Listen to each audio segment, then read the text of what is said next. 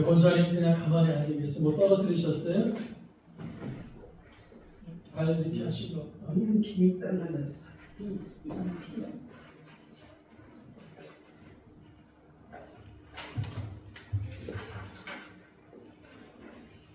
사도행전 9장을 통해서 사울을 보면은 사울은 이방인들에게 복음을 증거하기 위해서 하나님이 택한 사람이다라는 것을 알고 있습니다. 사울은 내 이름을 이방인과 임금들과 이스라엘 자손들에게 전하기 위해서 택한 나의 그릇이다, 이렇게 우리 주님이 말씀하셨습니다. 이 사울은 우리가 지난주에도 또 그 전주에도 살펴봤듯이 그야말로 적극적으로 교회를 박해했던 사람이었습니다.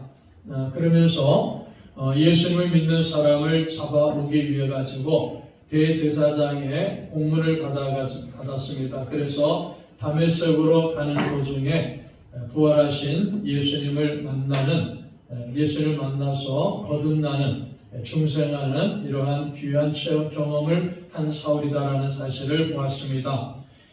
예수님께서는 사울을 부르셨죠. 사울아 사울아 내가 어찌 나를 박해하느냐라고 부르셨을 때 사울은 주님 누구십니까? 라고 물어봤어요. 이럴 때 예수님은 나는 내가 박해하는 예수니라라고 말씀하셨고, 이 주님을 만난 이후에 예수님을 영접하였습니다. 그리고는 밝은 빛을 보았음으로 말미암아 시력을 잃어버렸고 다메섹의 사람들에 의해서 이끌려갔다가 이 다메섹에서 아나니아라는 사람을 만나게 됩니다. 이 아나니아는 사울을 위해서 주님이 예비해 놓으신 예수님의 제자 중에 한 사람이었죠. 그래서 아나니아가 사울에게 안수하고 기도했을 때 성령님께서 강하게 임재하셨고 또 사울은 다시 보게 됩니다. 그리고 음식을 먹고 건강을 회복하게 되었다라고 말씀합니다.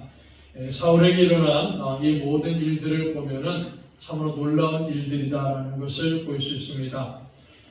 이 모든 놀라운 일들이 우리 주님께서 사울의 삶에 개입하셔가지고 사울을 새로운 사람으로 만들어 주셨다라는 것을 보게 됩니다. 그러므로 예수님을 만나면은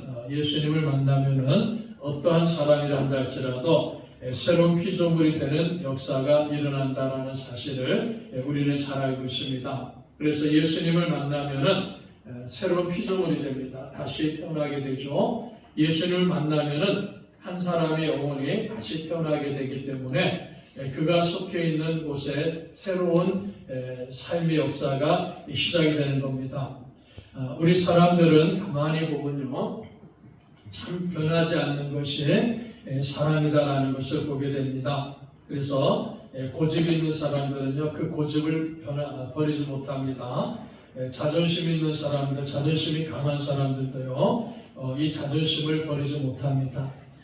이기심이 있는 사람들도 마찬가지입니다. 그런 것을 버리지 못하죠. 그래서 웬만하게 가지고는 사람이 변화되지 않는다라는 것을 우리가 경험적으로 잘 알고 있습니다. 그러나 우리 성령 하나님 임하시고 예수님이 임재하시면은 아무리 악한 사람이라 한다 할지라도, 아무리 박해하는 사람이라 한다 할지라도 변화되는, 거듭나는 이런 역사가 일어납니다라는 것을 사울을 통해서 성경은 우리들에게 가르쳐 줍니다. 그래서 이 사울은 예수님을 만나고 새롭게 변화된 이후에는 이제 각 회당을 다니면서, 유대인 회당을 다니면서 자신이 박해했던 예수님을 향해서 예수님이 하나님의 아들이시고 예수님이 그리스도다, 이렇게 전파하기를 시작했습니다. 예수님을 믿는 사람들을 박해하였고 예수님 믿는 사람들을 잡아서 죽이려고 했던 사람이 바로 사울인데, 이러한 사울이 이제 자신의 입을 통해 가지고 예수님이 하나님의 아들이시고 예수님이 그리스도입니다 라고 유대인 회당을 다니면서 선포하는 거예요. 그러니까 유대인 회당에서 이 사울이 전하는 복음을 듣고 많은 사람들이 당황해 왔다라는 것을 보았습니다. 자, 이러한 사울이 이제 우리가 19절 보면은 음식을 먹음에 강건해지니라. 사울이 다메섹에 있는 제자들과 함께 며칠 있으면서 계속해서 이 다메섹 도상에서 복음을 전합니다. 자, 그런데 23절에 보시면요, 여러 날이 지남에 유대인들이 사울 죽이기를 공모하더니, 여러 날이 지났다 이렇게 말씀합니다. 자, 우리가 요 23절을 좀 더 잘 이해하기 위해서는요, 갈라디아서 1장을 봐야 됩니다. 갈라디아서를 한번 찾아보겠습니다. 자, 갈라디아서 1장을 보겠습니다.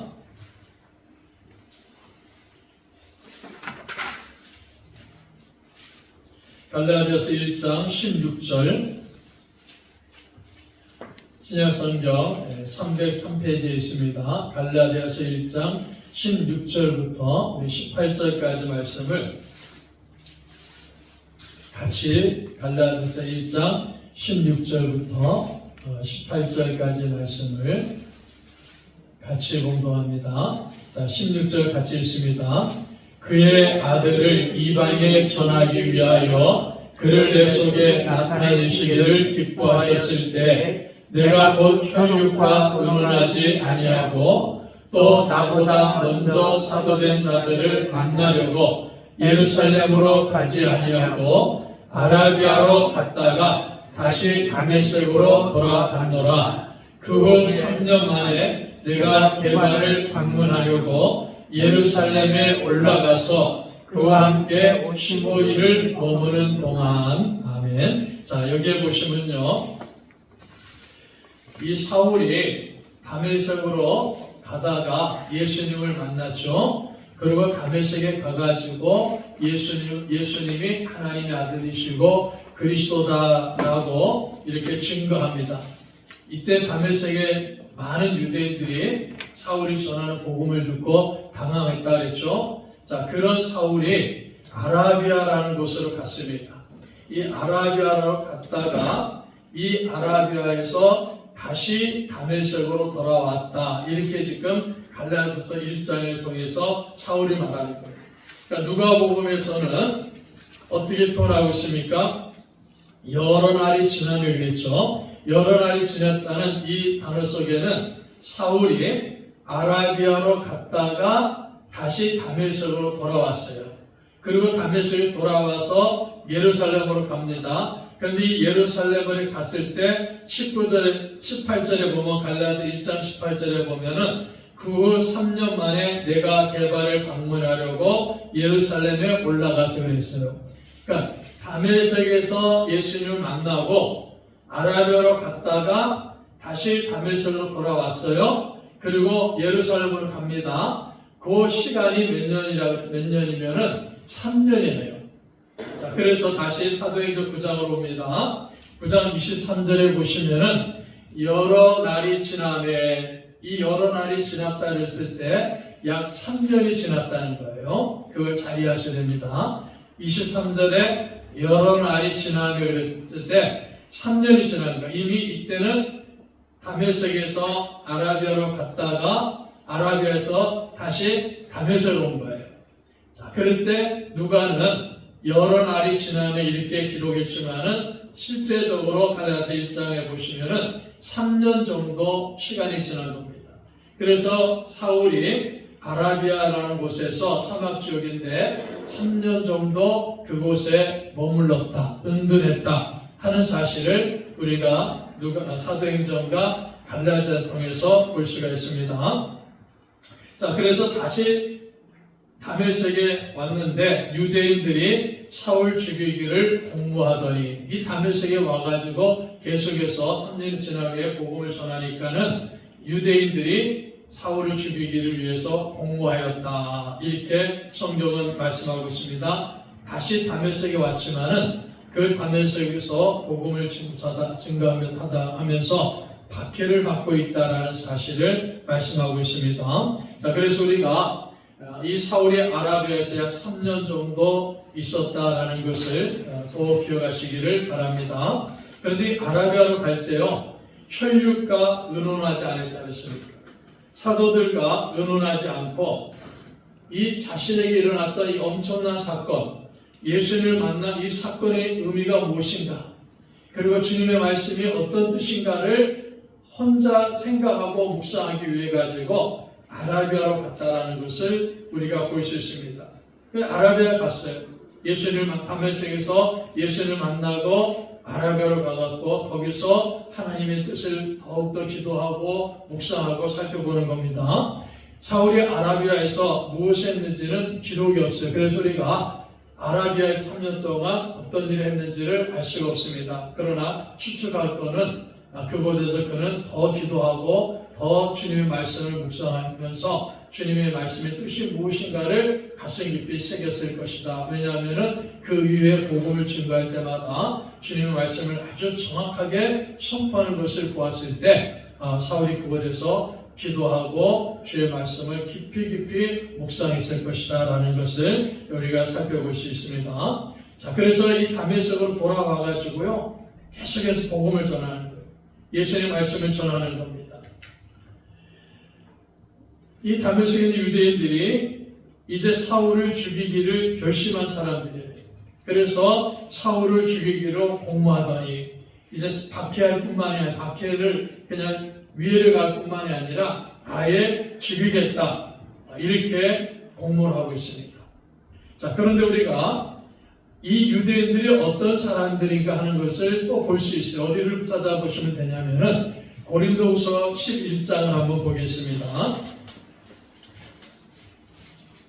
사울을 죽이기로 박해하는 사람이 어떤 사람들이냐? 고린도후서 11장 32절을 보겠습니다. 고린도후서 11장 32절.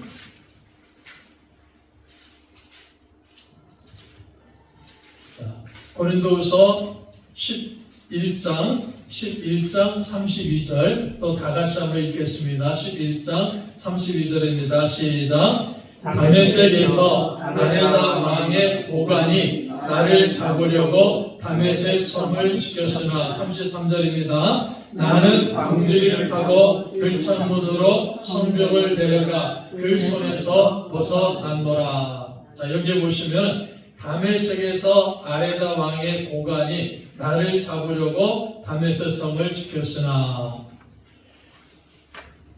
사도행전 보시면은 9장 24절에 그 계교가 사울에게 알려지니라. 그들이 그를 죽이려고 밤낮으로 성문까지 지키거늘. 자, 누가 성문을 지켰습니까? 아레다 왕이라는 그 당시에 다메섹 지역을 통치하고 있는 이 아레다라는 왕이 있어요. 그 아레다 왕의 고관들이, 그 왕의 신하들이 사울을 잡기 위해 가지고 성문을 단단히 지키고 있었다는 겁니다. 그러니까 사울이 성문을 출입하면은, 성문에 나가면은 그 사울을 잡아가지고 죽이기 위해 가지고 성문을 단단히 지키고 있었다는 거죠. 다메섹에서 권력자들에게 박해를 당하고 이 권력자들에 의해 가지고 잡히면은 죽음을 당하는 그러한 급박한 상황이 되었다라는 것을 성경은 우리들에게 가르쳐주고 있습니다. 그래서 사울을 죽이기 위해서 밤낮으로 성문까지 지키고 있는 거예요. 자, 그러니 이 사울이 더 이상 다메섹에 머물 수가 없습니다. 다메섹을 나가야 되는데 나가다가 성문에서 붙잡히면은 죽임을 당하니까는 성문으로 나갈 수 없기 때문에 결국 한밤중에 사울의 제자들이 광주리를 만들어서 그 광주리를 타고서 사울이 성에서 탈출하였다 이렇게 말씀하고 있습니다. 25절에서도 그의 제자들이 밤에 사울을 광주리에 담아 성벽에서 달아내리라. 사울의 제자들이 이미 이곳에서 이제 사울이 복음을 증거하고 가르치니까는 제자들이 생긴 거죠. 이 사울의 제자들이 밤에 사울을 광주리에 담아 큰 사람을 탈 수 있는 그런 광주리, 그런 아주 광주리를 만들었죠. 거기에 담아가지고 새벽에 달아 내려가지고 사울이 다메섹에서 나와가지고 예루살렘으로 갔다라는 사실을 사도행전 9장은 말씀하고 있습니다. 사울이 다메섹에서 예수를 만났어요. 그리고 그들의 복음을 전합니다. 아라비아로 가서 3년 정도 깊이 묵상하다가 다시 다메섹에 와서 복음을 전합니다. 근데 복음을 전하는데요, 박해를 당하는 거예요. 핍박을 받습니다. 심지어 죽음까지 당할 수 있는 그러한 긴박한 상황에 빠집니다. 복음을 전하는데 박해를 당하고 있습니다. 자, 사울이 복음을 전하는데 박해를 당하는 것은 이유가 있다는 거죠. 복음을 전하는 것은 결코 쉬운 일이 아니라는 겁니다. 복음을 전할 때는 항상 많은 시련이 있고 많은 어려움이 있고 많은 박해가 있다는 사실을 성경은 우리에게 가르쳐주고 있습니다. 그렇기 때문에 이 복음 전하는 사람들은요, 하나님에 대해서 흔들리는 사람들은 제대로 복음을 전할 수 없습니다. 현실에 안주하는 사람들은요, 제대로 복음을 전할 수가 없다는 거예요. 그러니까 주님의 복음은 항상 많은 시련을 통해서, 많은 어려움을 통해서 증거되는 것이 복음이다라는 사실을 성경을 통해서 우리는 볼 수 있고, 또 기독교 역사를 통해서 볼 수가 있습니다. 우리나라에 복음을 전했던 많은 선교사님들도 어떻습니까? 이 복음을 전하다가 많은 시련을 당하고 많은 박해를 당합니다. 복음을 전하다가 순교한 사람들도 얼마나 많이 나왔습니까? 이렇게 말할 수 없는 박해와 어려움과 역경을 통해서 희생을 통해 가지고 전파되는 것이 복음이다라는 사실을 오늘 성경은 우리들에게 가르쳐주고 있습니다. 그래서 이렇게 복음 전하기 위해서 헌신한 사람들, 복음 전하기 위해서 희생한 사람들이 있기 때문에 오늘 이 아침에 우리 성도들이 자유스럽게 하나님 앞에 나와서 예배드리고 있는 겁니다. 우리가 구원받은 거예요. 이 복음 전하는 사람들이 희생이 있고 그들이 헌신이 있기 때문에 우리가 이렇게 오늘 예배드릴 수 있다는 겁니다. 우리도 마찬가지예요. 복음을 전한다면은 전하는 사명을 감당해야 되지 않습니까? 우리가 복음 전하는 사명을 감당할 때 시련이 있는 거예요. 어려움이 있는 겁니다. 역경이 있는 겁니다. 이런 시련과 이런 어려움, 이런 역경, 심지어 박해까지도 당할 수밖에 없는데 그 모든 것을 이기고 복음을 전하기 위해서는요, 하나님에 대해서 굳건한 믿음이 있어야 된다는 거죠. 현실의 문제에 집착하는 것이 아니라 하나님의 나라를 바라보는 그 믿음이 있을 때 우리는 이 어려운 가운데서도 복음을 전할 수 있다는 사실을 사울은 우리에게 보여주고 있는 겁니다. 자, 그래서 사울이 다메섹에서 고난당하다가 박해당하다가 이제 탈출합니다. 제자들이 길을 만들어서 탈출했죠. 그래서 26절에 보면은 예루살렘으로 가는 거예요. 사울이 예루살렘에 가서 제자들을 사귀고자 하나 다 두려워하여 그가 제자됨을 믿지 아니하니. 예루살렘에 가가지고 예수님의 제자들, 특별히 사도들과 만나서 교제를 하려고 합니다. 그런데 다 두려워하는 거예요. 다메섹에서는 불신자들에 의해 가지고 박해를 당했는데 예루살렘에 오니까는요, 이제 제자들, 사도들 같은 사람들에 의해 가지고 이제 그 사람들에게 불신을 당하고 있는 거예요.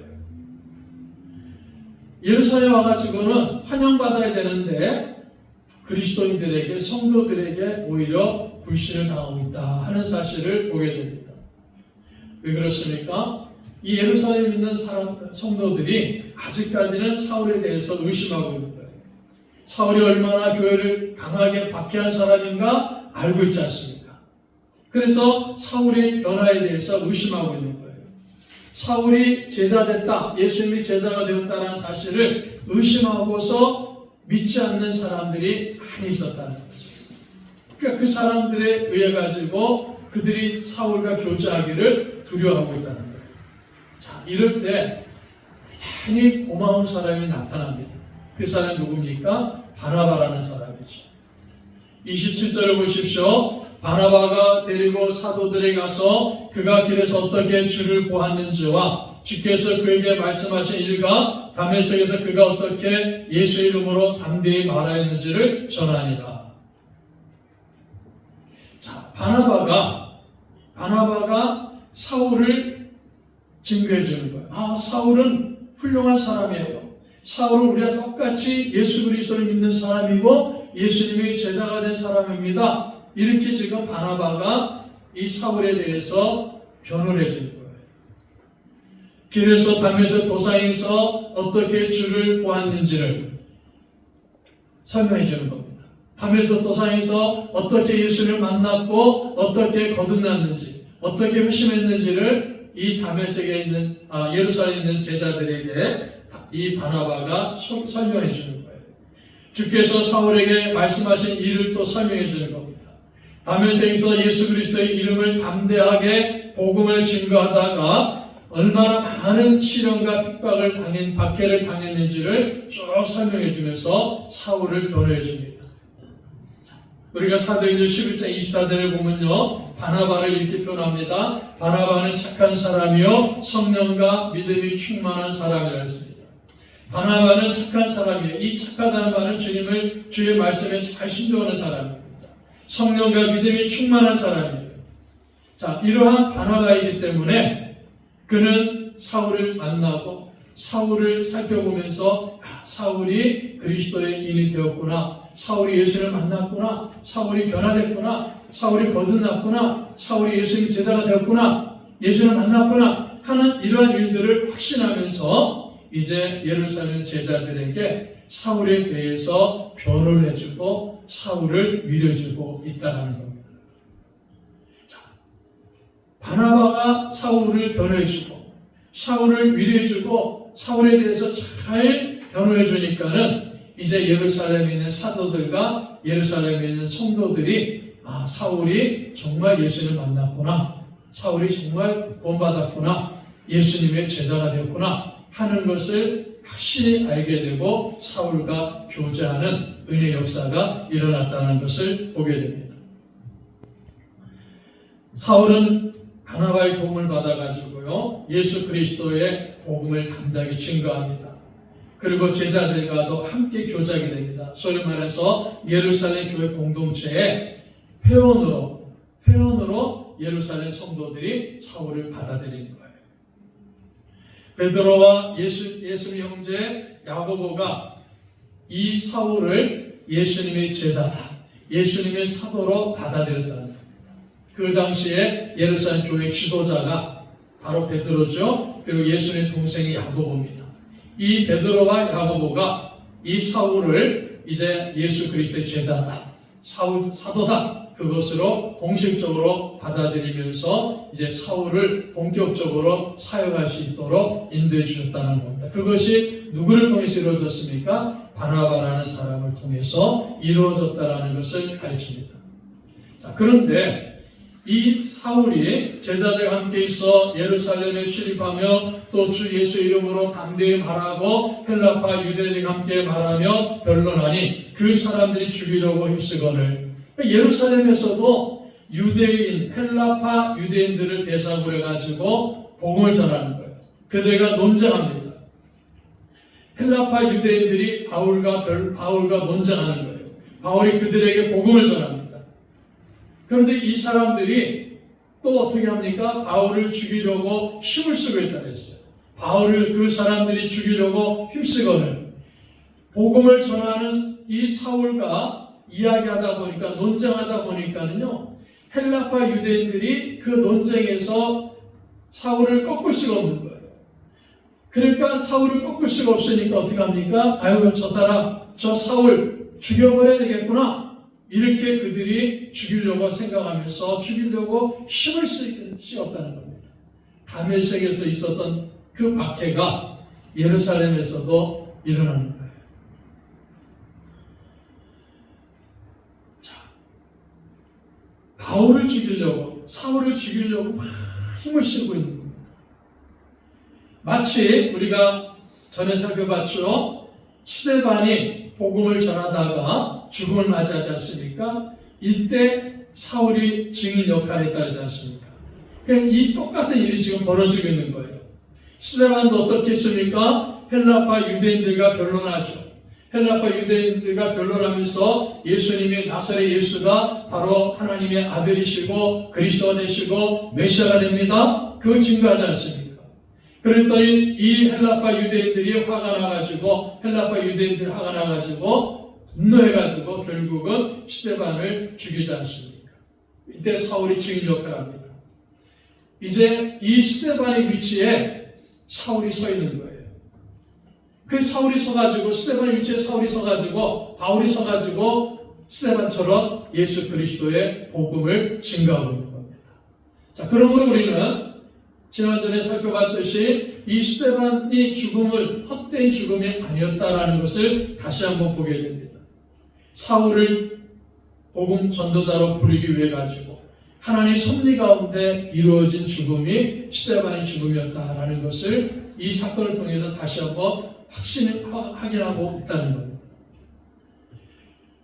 자, 이제 사울은요, 이제 바울이라는 표현을 씁니다. 이제 바울은 스데반의 위치에서 더 많은 복음 증거하는 사역을 감당합니다. 그는 이미 예수님을 만났고 아라비아로 가서 3년 정도 훈련을 받았다지 않습니까? 깊이 묵상했죠. 그러니까 성품이 변화되는 거예요. 인격이 변화되는 겁니다. 하나님을 더 깊이 알아가는 거예요. 지금까지 그는 어떻게 왔습니까? 유대 율법에 바리새파 사람이 가지고 있는 율법에 의해 가지고 하나님에 대해서 알아봤던 겁니다. 그리고 하나님에 대해 열정을 갖고 있었습니다. 그 열정을 가지고 자기가 누구보다 하나님 잘 섬기는 사람이다라는 그 열정을 가지고 그리스도인들을 박해하는데 앞장섰지 않습니까? 그런 바울이 예수님을 만나고 나서는 예수님을 깊이 묵상하고 주의 말씀을 깨닫고 그 인격이 변화되는 거예요. 그 성품이 변화되는 겁니다. 하나님을 더 알아가는 모습을 가지고 변화된 모습을 가지고 예루살렘에 돌아왔다라는 사실을 오늘 성경은 우리들에게 가르쳐 줍니다. 그래서 우리는 이 바울과 같은 사람을 회심자다 이렇게 말하는 거예요.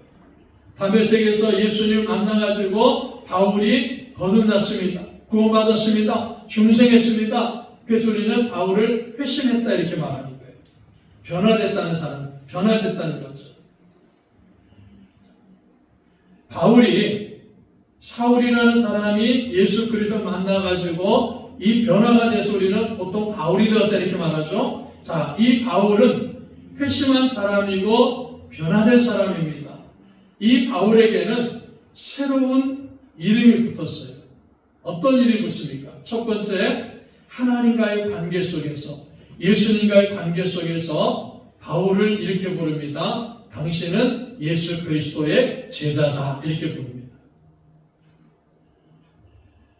26절에 이렇게 말하죠. 사울이 예루살렘에 가서 제자들을 사귀고자 하나 다 두려워하여 그가 제자됨을 믿지 아니하니. 바울이 예수님의 제자됨을 믿지 아니했다 그랬어요. 회심한 바울은, 변화된 바울은 예수님과의 관계 속에서, 하나님의 관계 속에서 이름이 바뀝니다. 바울은 예수님의 제자다. 이게 제자다 이렇게 이름 바뀌어요. 13절에서도 이렇게 말합니다. 아나니아가 대답하되 주여 이 사람에 대하여 내가 예루살렘 듣사온즉 그가 예루살렘에서 주의 성도에게 적지 않은 해를 끼쳤다 하더니, 주의 성도에게 많은 해를 끼친 사람인데 이제 바울이 다른 사람들이 볼 때는 성도가 된 거예요. 회심하니까, 예수님 만나가지고 변화되니까는 하나님과의 관계 속에서, 예수님과의 관계 속에서 바울은요 예수님의 제자가 된 겁니다. 바울은 성도가 된 거예요. 예수님을 만난 사람에게 붙이는 이름이 제자다, 성도다 이렇게 이름 붙이는 거예요. 또 두 번째 보시면요, 교회와의 관계 속에서도 새로워지는 겁니다. 예수 믿는 사람들, 그 예수 믿는 사람들의 공동체라는 교회 안에서도 새로운 이름을 갖게 됐어요. 그래서 사도행전 9장 17절을 보시면은, 자, 17절 보세요. 아나니아가 떠나 그 집에 들어가서 그에게 안수하여 이르되 형제 사울아. 아나니아가 예수 믿는 사람이죠. 제자죠. 성도입니다. 이 제자 성도인 아나니아가 사울에게 와갖고, 바울에게 와갖고 형제 바울아 이렇게 말하는 거예요. 교회 공동체 안에서 이름이 바뀌었습니다. 성도 안에서 바울을 사람들이 부를 때 형제 이렇게 부르는 거예요. 또 여자들을 부를 때 자매 이렇게 부르는 거예요. 교회 공동체 안에서, 교회 관계 속에서 회심하니까, 거듭나니까, 변화되니까요, 그 호칭이 형제, 자매 이렇게 이름이 바뀐다는 겁니다. 그렇게 불려지는 거예요. 사람들이 바울을 보면요, 바울은 예수님의 제자입니다. 바울은 성도입니다. 바울은 우리와 같은 형제입니다. 이렇게 이름이 바뀌어졌다는 겁니다. 또 세상과의 관계도 바뀌는 거예요. 세상과의 관계가 어떻게 바뀝니까? 우리 한번 사도행전 22장을 보겠습니다. 사도행전 22장 15절을 보세요.